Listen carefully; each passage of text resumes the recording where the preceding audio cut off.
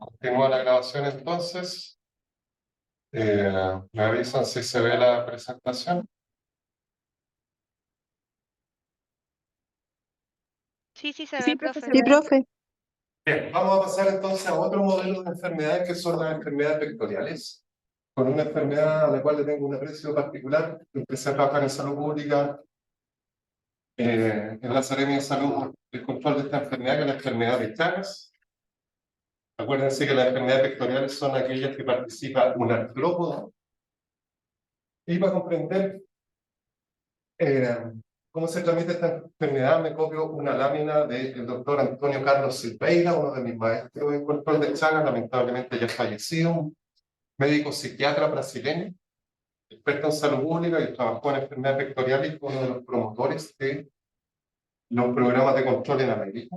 Es una enfermedad parasitaria, un parásito, que ya vamos a ver algunas características de él, se llama Trypanosoma cruzi, que históricamente está ancestralmente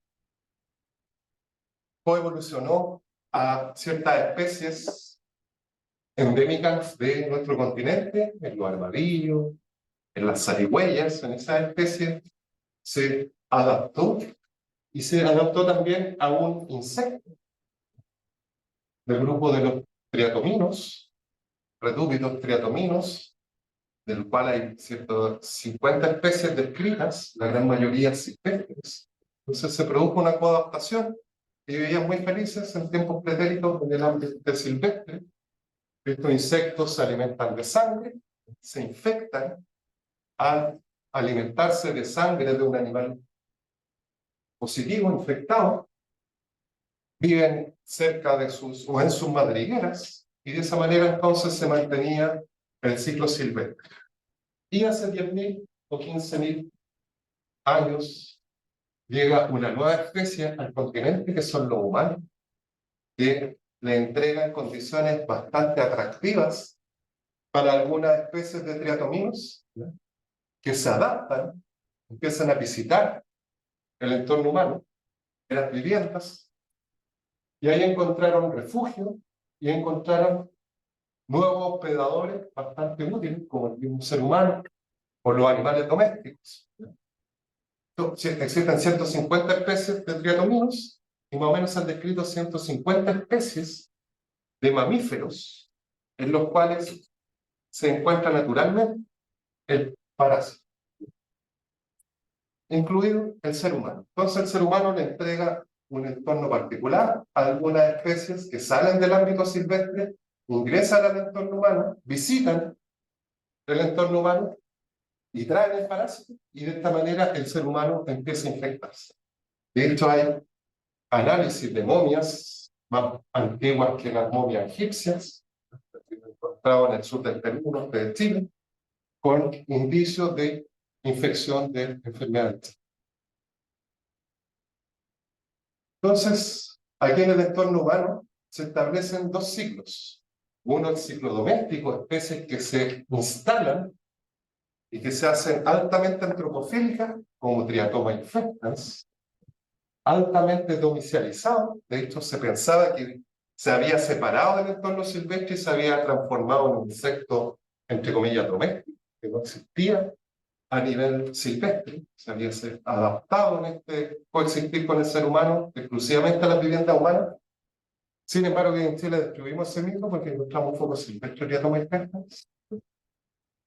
O bien otras especies que se adaptan al ambiente peridoméstico y de ahí pueden alimentarse también de seres humanos y de especies domésticas, cabras, cuyes, vacas, perros, gatos, roedores, murciélagos.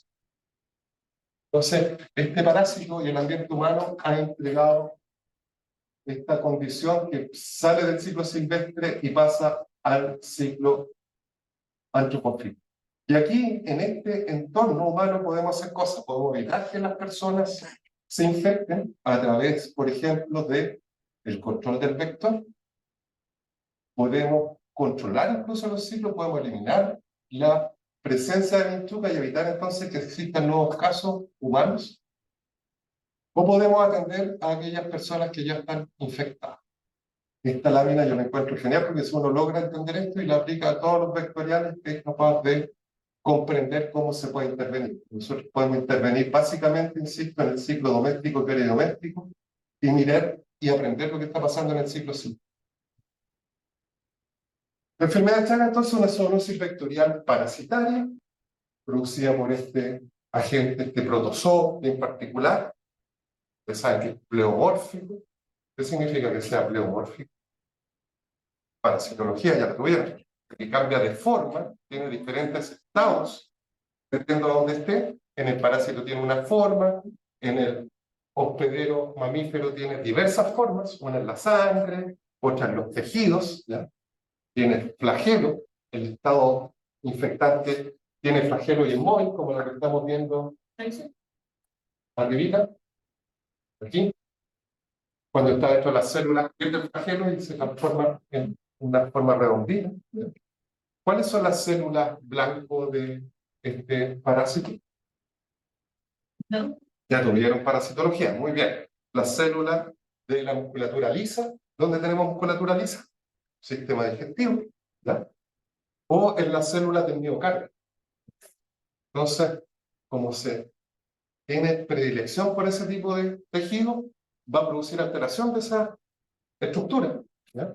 Y va a manifestar las sintomatologías características de la enfermedad, alteraciones miocárdicas, alteraciones circulatorias, o bien alteraciones digestivas.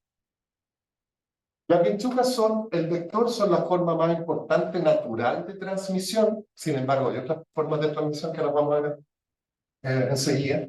Y es una enfermedad de gran relevancia en salud pública por su magnitud y dispersión. Es una enfermedad autóctona del continente americano, desde el sur de Estados Unidos hasta la zona central y Patagonia Argentina. Hay vinchucas, o diatominos. Es muy frecuente la infección, particularmente en Latinoamérica, por los determinantes sociales de la salud, es decir, de México hasta Chile y Argentina, es una enfermedad muy frecuente, una de las enfermedades parasitarias más frecuentes, incluso más que malaria, y produce gran carga de enfermedad por los efectos crónicos, ¿no? No mata a muchas personas, pueden morir, por cardiopatía, por ejemplo, pero en general la discapacidad que produce por la afectación cardíaca o las manifestaciones digestivas es muy importante, muy alta, tiene una alta carga de enfermedad. Entonces, una zoonosis con alta carga de enfermedad, con una gran magnitud en número de casos y en dispersión desde México hasta Argentina y Chile por el sur. Y por efecto de la globalización se ha exportado esta enfermedad por migraciones a otros continentes donde no existe el vector. Europa, Oceanía, Asia, Norteamérica. Entonces pasa a ser una preocupación global desde el año 2010. En Latinoamérica existen 21 países endémicos, Chile incluido. Se estima de unas 6 a 8 millones de personas infectadas. Estas son estimaciones, normalmente las estimaciones siempre son menores a la realidad. Y tiene alto impacto porque se está sufriendo también los problemas en Europa, donde la gran mayoría de los donantes no son las personas autóctonas de Europa, son los migrantes, ¿ya? Y hay lugares donde la población americana migrante es importante. Además, es la población migrante en Europa la que se reproduce. Por lo tanto, también podemos tener casos congénitos de Chagas que otros días de transmisión. Aquí ustedes pueden ver en este gráfico de la OPS la magnitud de prevalencia de enfermedades de Chagas, particularmente importante en México, en la parte norte de Sudamérica, en Sudamérica, en el cono sur, Perú, Bolivia, Argentina, Brasil, la zona del Chaco, esta zona compartida por Bolivia, Brasil, Paraguay, Argentina, y la zona amazónica. Y este gráfico es muy bueno porque muestra la globalización, cómo se han detectado casos en lugares, insisto, donde la forma natural de transmisión no existe. ¿Y cómo se transmite ahí? A través de las otras vías de transmisión, por ejemplo, a través placentaria o a través de trasplantes o de transfusiones sanguíneas. Entonces, es una enfermedad que la Organización Mundial de la Salud considera como una enfermedad global desatendida. Ahí hay otra estimación, tiene que ser 10 millones, que es superior a la ONU. 60 millones de personas viven en zonas de riesgo, 200.000 casos anuales, más de 20.000 defunciones registradas, más las que no se registran. Y dentro de los infectados, más o menos 2 millones pertenecen a mujeres en edad fértil, capaz de transmitir vía placentaria de infección. Y solamente el 1% de estas personas infectadas recibe tratamiento. Entonces es un desafío importante para la salud pública, particularmente de América. ¿Cuál es la situación a nivel nacional? Se estima que existen alrededor de 120.000 personas confirmadas en nuestro país. Más o menos existen 12.000 mujeres en edad fértil que podrían ser capaces de transmitir la infección y 1.400 casos que confirman anualmente el Instituto de Salud Pública. Aquí ven un gráfico consecuencia de años donde se concentran las personas con infección por Trypanosoma cruzi, que coincide, como vamos a ver, con la zona de distribución histórica de los vectores. Los vectores se distribuyen desde el extremo norte del país hasta la zona central, la región de O'Higgins. Entonces ahí en la mayoría de los casos se concentra ahí. Sin embargo, ustedes pueden ver que hay también prevalencia en el resto de las regiones del país y se ha ido pintando de amarillo, ustedes ven, la zona centro y sur, y esto es por la movilidad de las personas. Zonas no están restringidas como el caso de los vectores, ¿no? Se mueven. Entonces una preocupación a nivel nacional, obviamente con una mayor intensidad en la zona históricamente interna. Y esto lo mismo se ve en los gráficos, y para esto sirve la vigilancia. ¿Dónde está el problema? O sea, a la vista se nota que en los distintos años que se están haciendo las mediciones, aquí están ordenadas las regiones de norte a sur, que eran por los nombres, pero desde Arica, Parinacota hasta la región de O'Higgins, ustedes ven que la frecuencia es mucho mayor que de Maule al sur. Sin embargo, de Maule al sur todavía se observan casos, incluyendo mujeres, insisto, en edad fértil. ¿Por qué es importante la mujer en edad fértil? Porque otra vía de transmisión. Y en algunas regiones particularmente importantes, como la región de Tarapacá, la región de Antofagasta, Atacama y fíjense, Coquimbo, son regiones con alta prevalencia, lo mismo que la región metropolitana, la región de Valparaíso y O'Higgins.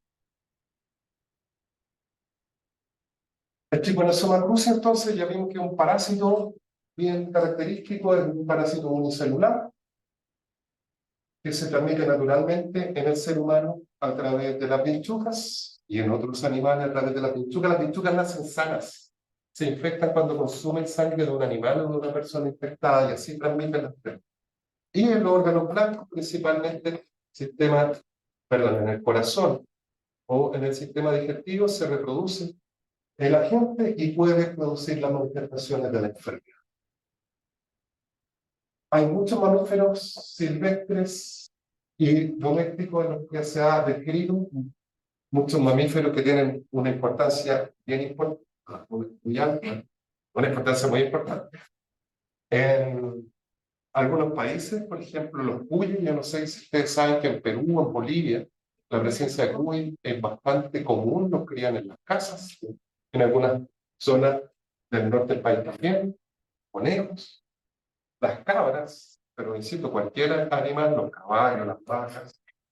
Se han encontrado en murciélagos, incluso investigaciones recientes lo han demostrado en reptiles, pero no sabemos si los reptiles son importantes de manera, tienen importancia epidemiológica, es decir, están infectados, pero no sabemos si a partir de un reptil se puede transmitir la infección a los bichos o a otros seres.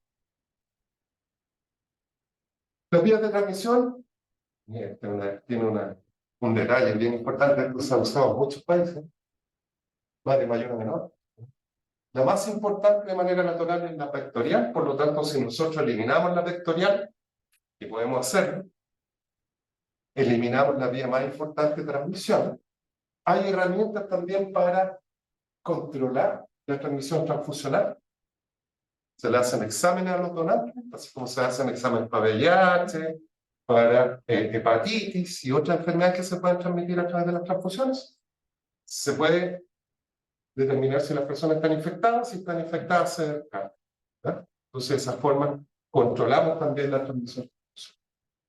La forma congénita no se puede evitar, una mujer embarazada la transmite, sin embargo, nosotros podemos detectar una mujer positiva y después a las positivas, si investigamos a sus hijos, podemos determinar niños que estén infectados y podemos tratar a la madre, podemos tratar a los niños. Entonces no podemos evitar la transmisión transfusional, pero sí podemos controlar. Ese es el mensaje que les quiero. Hay otras vías de menor importancia epidemiológica, sin embargo, cuando uno controla estas, pasan obviamente a tener una mayor preponderancia, como es la transmisión oral, transmisión a través de algunos jugos de frutas, infectados con deyecciones de bichucas. Las bichucas eliminan el parásito a través de sus deyecciones, no es como los virus transmitidos por los zancudos que lo eliminan en su saliva, entre comillas, ¿no? En la picadura, aquí al revés. Se alimentan, se infectan y posteriormente eliminan el parásito en sus deyecciones que caen sobre la piel, ¿no? La piel herida, la piel inflamada por la misma picadura, o si existen pequeñas heridas, ingresa el parásito al torrente sanguíneo. La vía oral, ¿ya?, es una vía excepcional de transmisión y produce brotes con una letalidad importante, con la vía no habitual de ingreso del parásito. Entonces se contaminan jugos de frutas o se trituran las bichucas junto con caña de azúcar o con frutas, y de esta manera se contagia el alimento, sería una enfermedad de transmisión alimentaria. Se infectan las personas y pueden desarrollar, particularmente aquí las manifestaciones agudas de Chagas son bastante. ¿Dónde se ha visto esto? En Sudamérica, prácticamente en todos los países, a excepción de Chile y Argentina y Uruguay. Entonces ha habido brotes en Perú, en Venezuela, en Colombia, en Ecuador, pero particularmente en Brasil, Bolivia. Y otras vías de menor importancia, pero ojo que cada vez son más frecuentes, los trasplantes, ¿ya? Si yo trasplante un órgano de una persona con Chagas en una persona que además lo tengo que inmunodeprimir, se podría desarrollar la enfermedad. Entonces viene la pregunta, ¿se hace el trasplante o no se hace el trasplante? Y normalmente lo que se decide es, dependiendo de la urgencia, ¿no?, se hace el trasplante y después se vigila, y cuando el paciente está en condiciones se hace el trasplante. ¿Sí? Bueno, yo no sé de eso de salud humana. Cuando se va a hacer un trasplante, tiene que ser un par de horas, como algo rápido. No se le hace, se le debería, se hace la práctica para ver lo mismo que las funciones de sangre, para verlo. Sí, pues se hace. Se hace. Entonces, a sabiendas de que puede ser que de qué es portador, pero no La decisión del trasplante es una decisión de vida humana. Y la probabilidad de que desarrolle el cuadro existe, ¿ya? Pero si no hago el trasplante se muere. Entonces es una decisión médica. Y si se va a hacer el trasplante, ese paciente tiene que quedar en monitoreo y tratamiento psicológico, ¿ya? Pero una decisión que tiene que, como tú dices, hacerse de una manera bastante rápida y con bastante evidencia, porque si no yo mato al resultado. Entonces es una decisión que no es menor. Por lo tanto, ¿qué es lo que hay que hacer? Hay que hacer un tamizaje al donante y saber si es o no está infectado y tomar la decisión. ¿Hago el trasplante? ¿No hago el trasplante? Si tengo que hacerlo, tengo que hacer el seguimiento al paciente poniendo atención en la frecuencia. Decisión de día 1. Acuérdense de esta enfermedad, me imagino que tienen que haberla visto en parasitología, así que simplemente les voy a recordar, tiene una fase aguda, que no se presenta en todos los casos. En algunas variantes de gripe se puede presentar, ¿ya? Hay algunas cepas del parásito que producen más Chagas agudas, por ejemplo, las que existen en el norte de Argentina, en Bolivia, en Perú, en Brasil, presentan sintomatología aguda, y la sintomatología aguda se caracteriza por fiebre, adenopatía, generalmente de inflamación de los ganglios de la zona donde empieza el parásito, por ejemplo, ¿dónde pican los parásitos las pinturas? En los párpados, en los labios, zona de la cara, porque cuando uno está durmiendo, esa es la zona que está descubierta, ¿ya? A veces también en el ganglio axilar, en los brazos. Y hay un signo bien característico del síndrome de Romaña, el nombre del médico que lo descubrió, que es esta inflamación palpebral, ¿ya? Con inflamación del ganglio de la zona, puede también ser el ganglio submandibular, el ganglio faríngeo, ¿ya? De la zona donde se produjo la picadura. El síndrome de Romaña es bien característico, como digo, en estas zonas donde existen estas variantes que tienen mayor incidencia en esta presentación. En Chile, naturalmente, la presentación aguda no se ha registrado, salvo en niños con transmisión congénita, ¿ya? Cuando teníamos transmisión vectorial, no se observaba la forma aguda. Pero hemos tenido casos agudos de migrantes de zonas donde esta forma es aguda. Así que siempre hay que tener en cuenta la fase aguda. Posteriormente, o en la gran mayoría de las personas, hay una fase indeterminada, es decir, que se infecta y que la persona no tiene idea que está infectada, salvo que se haga examen. Por ejemplo, cuando quiere ser donante de órganos, donante de sangre, o porque se hacen estudios familiares, se detectan personas positivas. Las mujeres embarazadas, por ejemplo, pueden estar absolutamente asintomáticas y se le hace el test en el embarazo y se descubre que están positivas. Y alrededor de un 10%, esto es fácil, casi todas las enfermedades en que no todos se enferman, el 10% es que desarrolla signos y síntomas, como el COVID, como una enfermedad transmitida por mosquitos, más o menos el 10% pasa a la fase indeterminada sintomática, que puede ser digestiva, dependiendo de la cepa. En algunas partes la digestiva es más frecuente, en Chile es más frecuente la afectación cardíaca, o puede ser mixta, afectación cardíaca y digestiva. ¿Cómo es la digestiva? Hay aumento de el volumen de los órganos, entonces se produce megacolon, megaesófago, megavísceras, ¿ya? Y hay otras manifestaciones de menor frecuencia, como por ejemplo las manifestaciones neurológicas. En Chile se están empezando a ver más por esta forma de transmisión congénita y por la llegada de personas de otras zonas. El diagnóstico clínico de laboratorio y epidemiológico.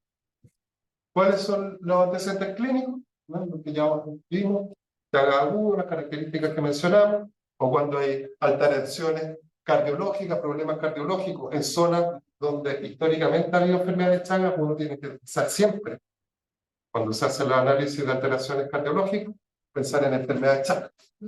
Hay alteraciones, por ejemplo, bien características en el electrocardiograma. Exámenes parasitológicos, de observación directa. El examen serológico, hay distintas pruebas, inmunofluorescencia directa, inmunofluorescencia indirecta, ELISA. Y hay técnicas moleculares, PCR y secuenciamiento genético. El tratamiento va a depender de distintas cosas. Primero, existen antiparasitarios que son capaces de eliminar la infección. Pero todos los medicamentos, cuando unos antibióticos, los medicamentos son útiles cuando el agente está circulando en sangre. Cuando uno utiliza un antiparasitario, es útil cuando está circulando en sangre. Hay muy pocos antiparasitarios que son capaces de ingresar a la célula. Y si ingresan a la célula, normalmente son citotóxicos, hacen más daño que la infección, ¿ya? Entonces aquí tenemos una limitante. La parasitemia en esta infección es bastante frecuente y muy abundante mientras más cercana es la infección, ya particularmente en niños. O sea, mientras menor es la persona infectada, más parasitemia, más carga parasitaria, y por lo tanto más efectivo el tratamiento. En la medida que la persona tiene más años, ¿ya? Las parasitemias son más bajas. Por lo tanto, la efectividad del tratamiento es menor. Entonces ahí tenemos una limitación. Otras limitaciones de tratamiento es las drogas disponibles. Tenemos los mismos antiparasitarios que me enseñaron mis profesores. Como 50 o 70 años, 70 años ya, estamos usando los mismos antiparasitarios.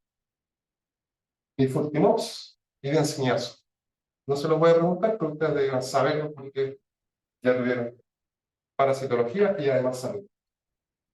Útil en la forma aguda, útil en niños y jóvenes. Sin embargo, en los adultos disminuye la efectividad porque en la parasitemia es menos frecuente y con cargas más bajas. El parásito ya está alojado y eventualmente ya ha producido daño.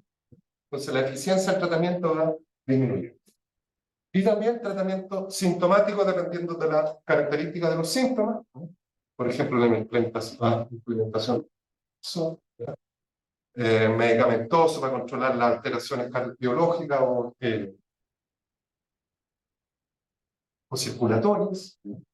Cirugía, por ejemplo, aquí esto es un megacolon. La extirpación de un megacolon humano, fíjense el volumen que tenía el colon.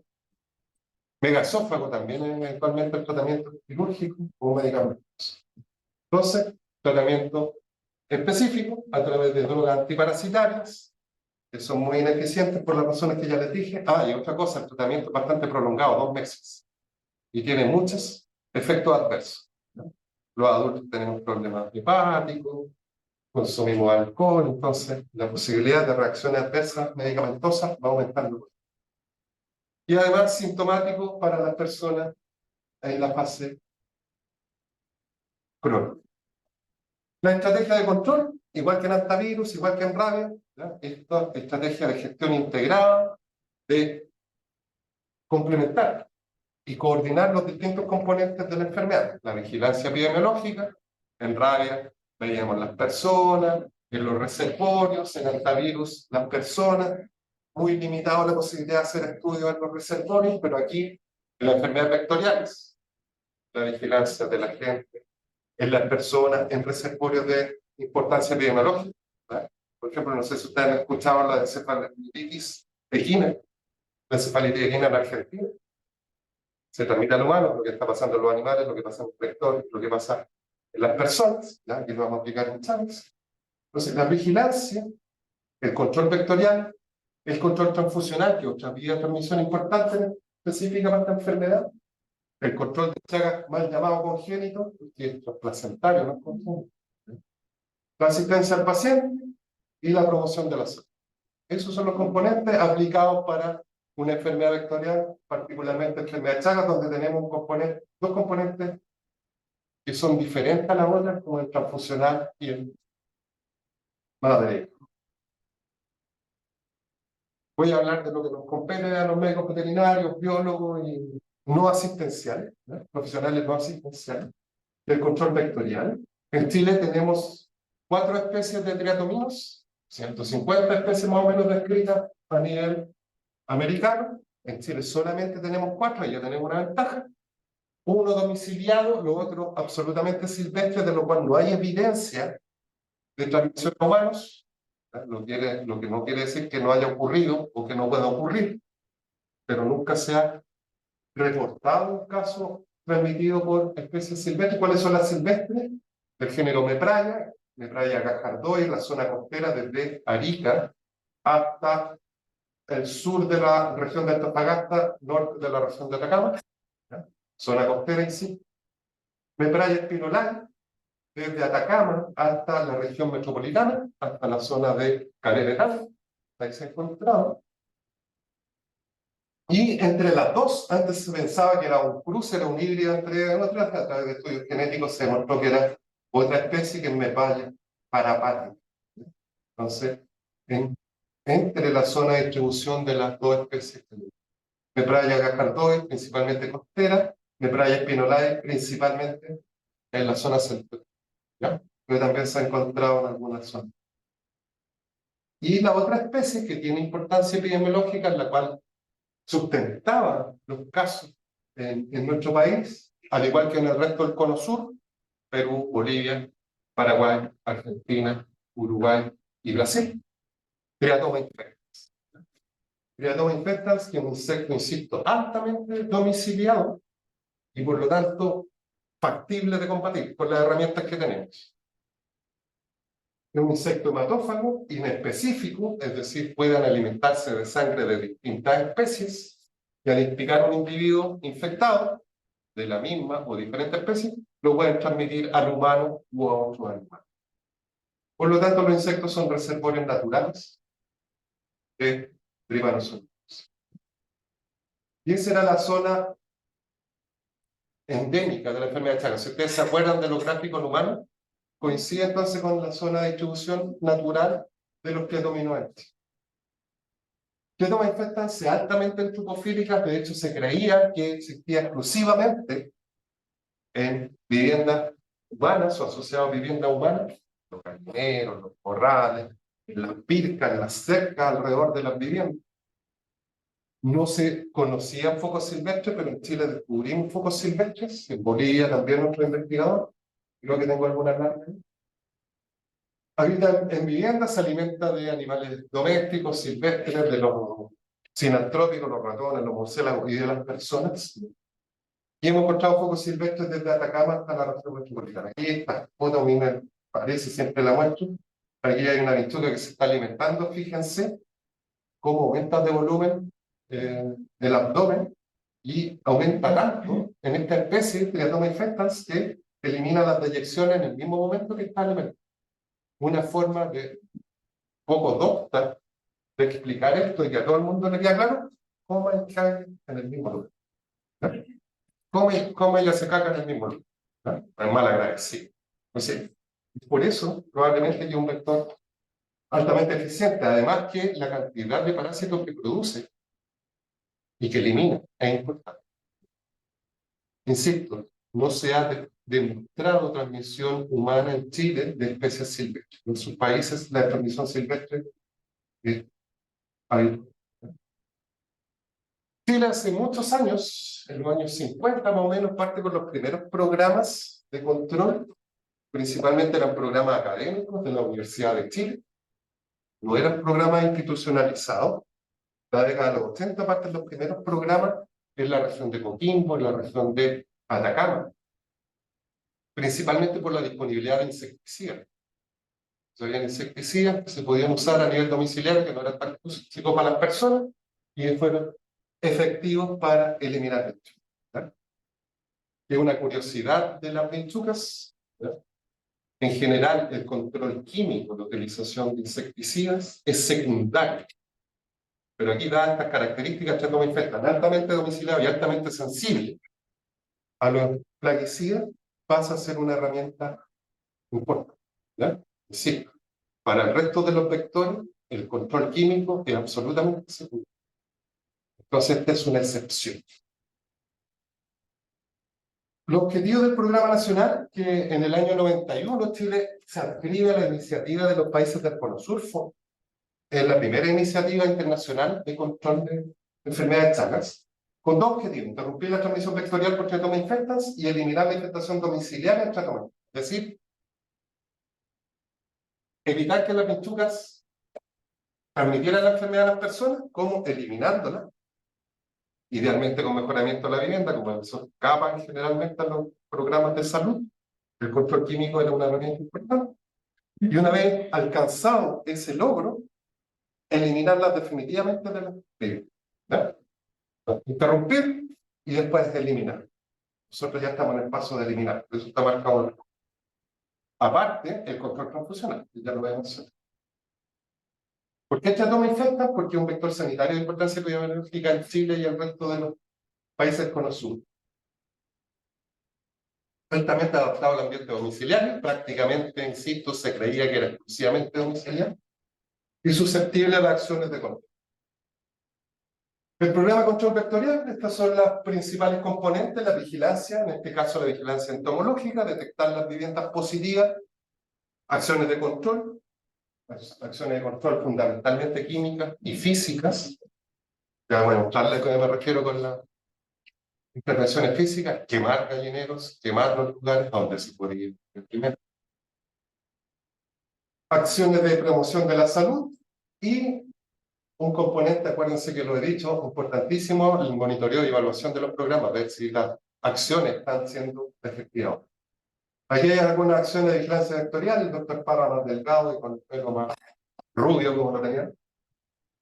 Ahí haciendo investigaciones en viviendas rurales.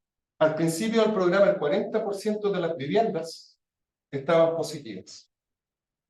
Zonas rurales desde Arica, Parinacota, hasta la región de hasta el 40% de las viviendas rurales. Casi la mitad de las viviendas rurales de la zona de distribución del vector que estaban colonizadas, infectadas, o sea, había colonias de vinchucas, desde huevos hasta adultos. Parte de las acciones de control, entonces, vigilancia activa, la que hace el personal de los programas de control. Fíjense, aquí están viendo conejeras, que son muy comunes en la zona norte del país. Ahí estamos viendo las percas, con la doctora Fritz, de la región metropolitana. Ahí está Claudia Dones, la jefa del programa en Coquimbo. Fíjense las condiciones de las viviendas, bastante precarias, Punta con Barbalá y Yapel en la región de Coquimbo.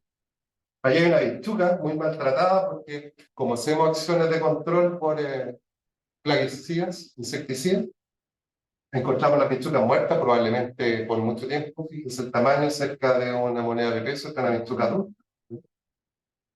Se me faltó decir unas características importantes.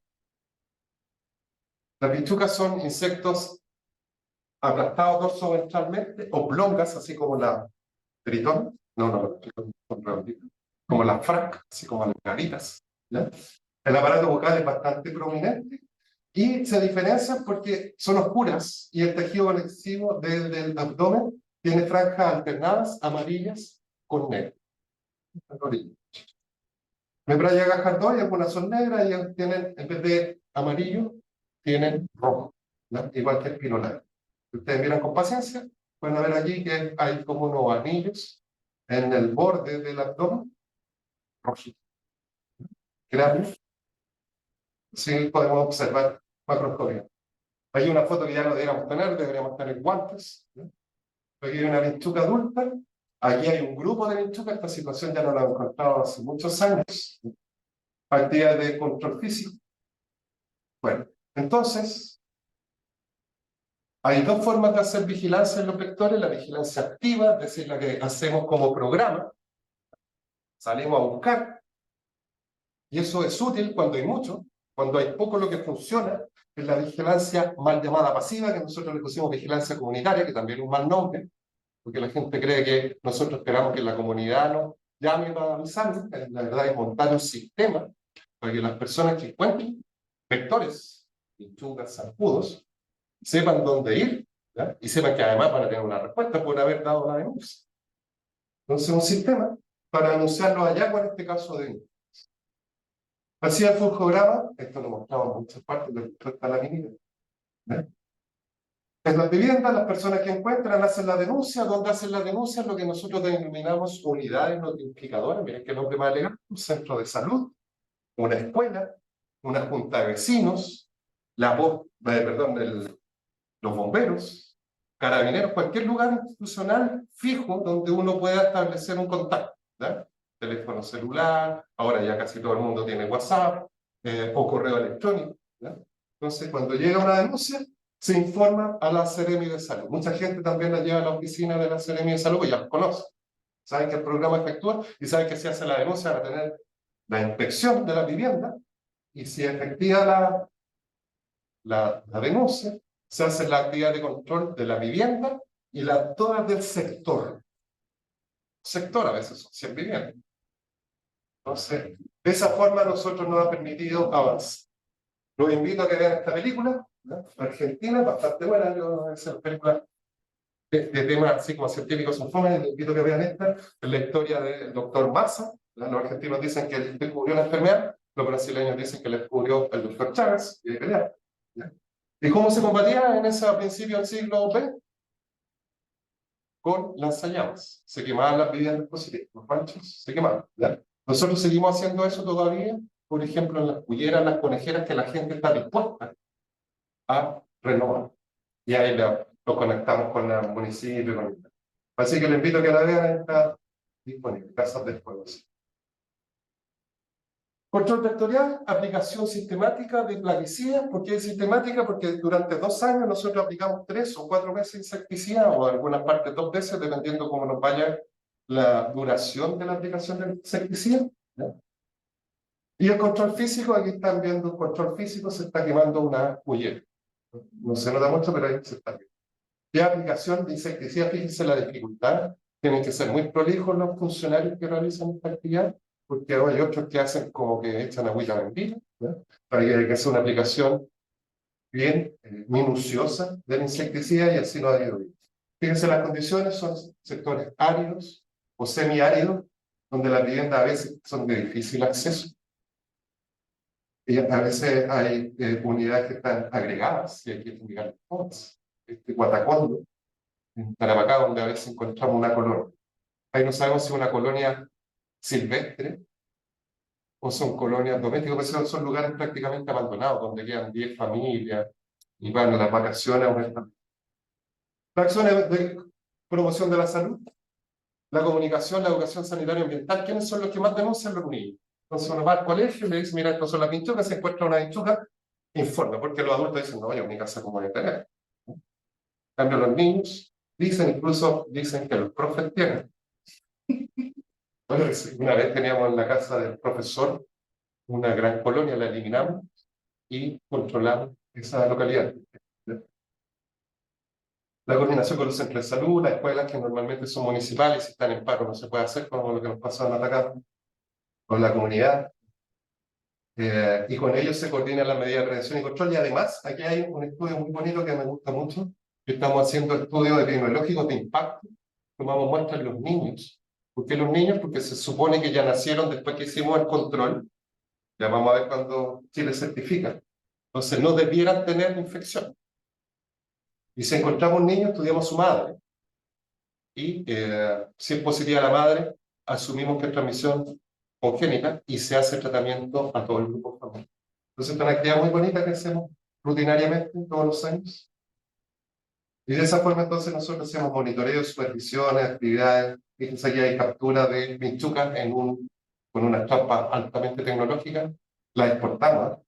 De verdad, es muy difícil porque la tecnología no es disponer, no sé, de drones y cosas por el estilo, son trampas entomológicas que en el interior antes poníamos roedores, ahora por tema de bienestar animal usamos otros elementos que eliminan CO2, que son los que captan los insectos, la temperatura y CO2, entonces usamos levadura con agua, se elimina el CO2 y calor, se atraen insectos, ¿ya? Y así hemos atrapado pinchucas. Aquí estamos haciendo inspecciones nocturnas y aquí estamos haciendo actividad educativa de muestreo en colegios. Para que ustedes vean las unidades infectadas en Chile, hablamos del 40%, estamos hablando de más de 14.000 viviendas al año positivas al inicio del programa, y fíjense ahora, 17, 0 algunos años. Y con hallazgo, estos son procedentes de focos silvestres. O sea, de los focos silvestres están visitando las casas. Y esto es lo que encontramos. La situación nos ha permitido demostrar que en Chile se logró la interrupción de la transmisión vectorial.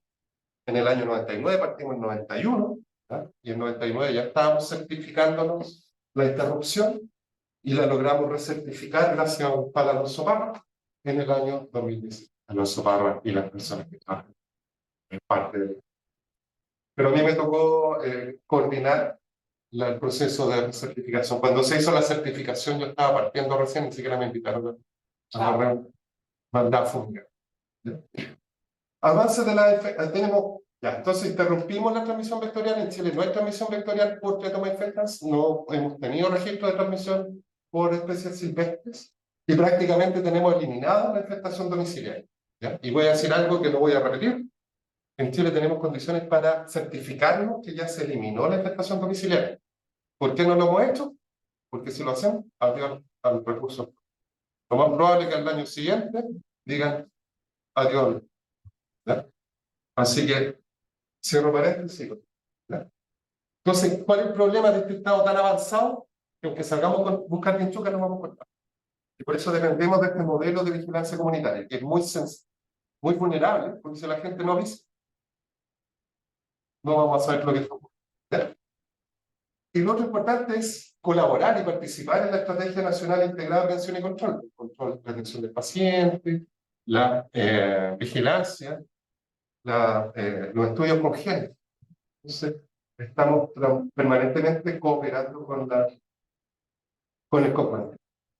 Algunos avances en el componente asistencial, ¿ya? Se ha avanzado en la actualización de la situación de la enfermedad de Chagas en Chile. Anteriormente, como les dije, dependía básicamente de los estudios académicos. Ahora, como ha mejorado la vigilancia, hemos sido capaces de detectar las personas infectadas. Sin embargo, todavía hay muy baja cobertura del tratamiento. El tratamiento es muy prolongado y además la gente lo abandona. Son 2 meses.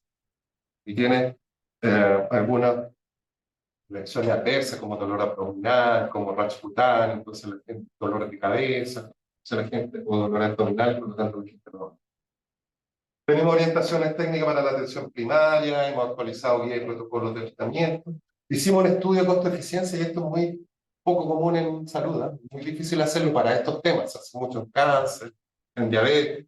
Logramos hacer un estudio de costo-efectividad del control de la transmisión congénita y logramos demostrar que era costo-efectivo, es decir, hacer el tamizaje en las mujeres embarazadas mucho más efectivo que tratar un caso. Decirlo es bastante obvio, pero demostrarlo es bastante complejo. ¿Ya? Avance en el financiamiento, o sea, estamos asegurando las prestaciones, tenemos disponibilidad de medicamentos, sin embargo, la atención clínica y la adhesión del tratamiento no es superior al 2 a 3% de las personas. Entonces hay un desafío gigante. Control transfusional. En Chile también estamos en condiciones de asegurar que ya no existe transmisión transfusional. ¿Por qué no lo hemos hecho? Porque no existen los protocolos, a pesar de que hace como 10 años estamos presentando el protocolo y la OPS no lo ha autorizado o no lo ha validado. Entonces, en Chile nosotros podemos confirmar que no tenemos. ¿Por qué? Porque tenemos una normativa, tenemos procedimientos, tenemos sistemas de gestión de calidad de los laboratorios de sangre y de los laboratorios de confirmación. Existe una red nacional de referencia que el Instituto de Salud Pública es el que coordina el laboratorio oficial, pero tiene laboratorios distribuidos en la gran mayoría de las regiones, ¿ya?, de confirmación. Los centros de sangre y servicios públicos privados están coordinados con el Instituto de Salud Pública y tenemos procedimientos estandarizados de las pruebas que utilizan, se hace al 100% de los donantes, en el 100% de las donaciones, en todo el territorio nacional, y la sangre que es positiva, entonces nosotros podemos asegurar que no hay transmisión nacional. Es de cobertura nacional, una pelea grande que tuvimos a nivel del ministerio. Y tenemos programas de buenas prácticas y evaluación de la calidad en toda la red, nacionales e internacionales. De hecho, el Instituto de Salud Pública es referencia internacional para este ministerio. Control de la transmisión congénita es obligatorio en nuestro país a todas las gestantes. Actualmente, yo no sé si alguien de ustedes está embarazado. ¿Qué exámenes se le hacen a las embarazadas? VIH, BRL, que es sífilis, VIH, BRL, hepatitis, ahora citomegalovirus y además Trypanosoma cruzi. Tenemos cobertura nacional, se ha logrado una alta cobertura sobre el 80% de las embarazadas en el área históricamente endémica, es decir, de Arica hasta O'Higgins. Sin embargo, la cobertura ha sido más lenta, principalmente por baja percepción del equipo asistencial. No lo piden, no lo hacen, no le indican a la embarazada, al laboratorio, hagan chacas. Y eso ha ido afortunadamente subiendo, vamos más o menos como un 60% del área no endémica, es decir, de Maule al sur. Un problema grave, estas dificultades que tenemos en nuestro país de estar separados, la atención primaria municipal, los hospitales por otro lado, hay dificultades en la referencia, entonces la mujer embarazada va con su libretita y no le dice al ginecólogo en que atiende el parto, o no le pregunta, y se le pierde que es mujer positiva y no se hace el examen. ¿Ya? Porque toda mujer positiva, todos sus partos tienen que ser analizados los niños, y si son positivos, entonces ahí hay un problema logístico. Y además tenemos otro problema, porque la gran mayoría de las mujeres que salen positivas son mujeres migrantes, particularmente bolivianas, ecuatorianas y argentinas. Con la Argentina, en la zona sur, hay muchos migrantes que vienen a tener los hijos a Chile y vuelven a su lugar de origen y perdemos, no le podemos avisar a su país, no tenemos las conexiones y se pierde la posibilidad de atender a esa persona para que no siga transmitiendo y la posibilidad de investigar el sur. Aquí hay una gran cantidad, y estos son insectos, y esto también es una lámina que normalmente muestro. Muchos insectos se confunden, ¿ya?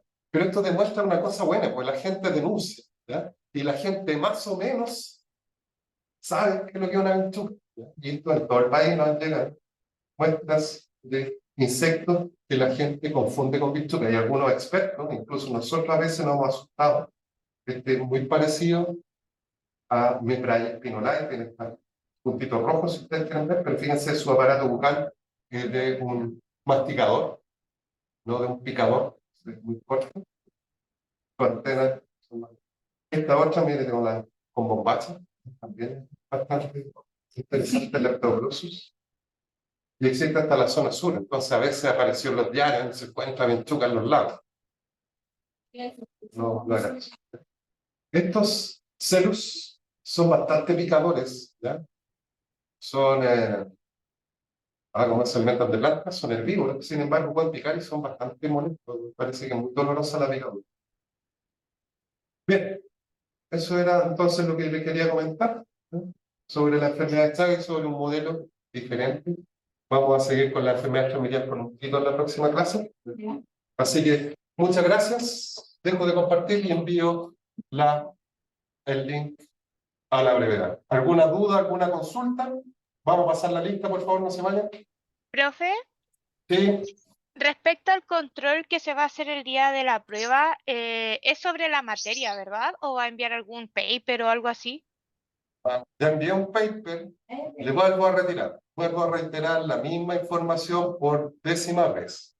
El día 11, si alguien me ayuda con el programa, está fijado un control, ese control se mantiene. ¿Correcto? Y el tema del 11 va a ser sobre tifus de los matorrales. ¿Ya? Voy a volver a dejarlo publicado. 11, tifus de los matorrales, el paper ya está. Sí. Y el día de la prueba vamos a hacer el otro control. ¿Ya? Y, parece que apareció. Bueno, ¿ya? El 18, el día de la prueba, vamos a adicionar 2 páginas más para hacer un paper que voy a subir a la breve. Pero va a ser otro paper. Entonces, profe, el paper falta que lo suba, el del control. A eso se refería mi compañera, el control que vamos a dar con la prueba.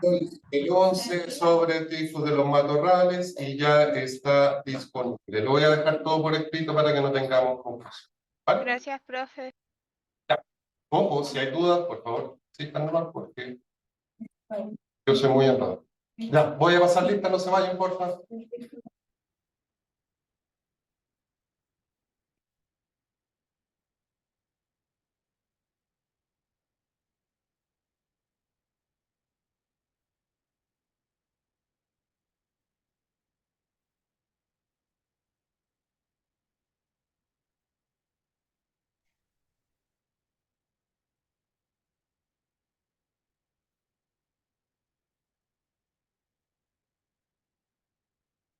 Asistencia. La voy a dejar ver. Y el otro paper que suba también va a ser de alguna enfermedad. Sí.